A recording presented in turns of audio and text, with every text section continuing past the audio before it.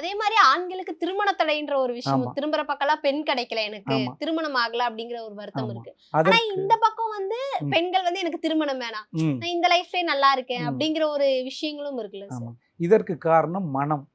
இப்ப ஆணுக்கு ஒரு பெண் வேணும் அப்படின்னா, வடமேற்கு திசை அப்படிங்கிறது பெண்ணுக்கானது. ம். அப்போ இந்த வடக்கு அப்படிங்கிறது உங்களுடைய எண்ணங்கள். கிழக்குங்கிறது செயல்படுத்துறது.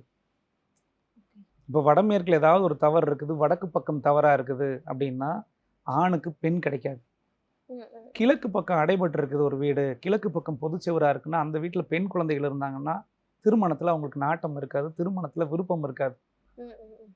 இது ஜாதகம் இல்ல, வாஸ்து கிடையாது. ஜோதி இதில என்னன்னு கேட்டீங்கன்னா, இது மனம் முழுக்க முழுக்க மனம் தொடர்புடையதுங்கிறோம். இப்போ கிழக்கு அப்படிங்கிறது ஒரு வீட்டுக்கு அடைபட்டுருச்சுனாலே, அங்க உங்களுடைய எண்ணங்கள், உங்களுடைய மனநிலைகள் எல்லாமே ஒரு குறுகிய வட்டத்துக்குள்ளே இருந்துருவீங்க. ம். அது அடுத்த கட்டத்துக்கு போகவே முடியாது. கிழக்குங்கிறது சூரியன். சூரியனுங்கிறது ஆண் சொல்றோம்.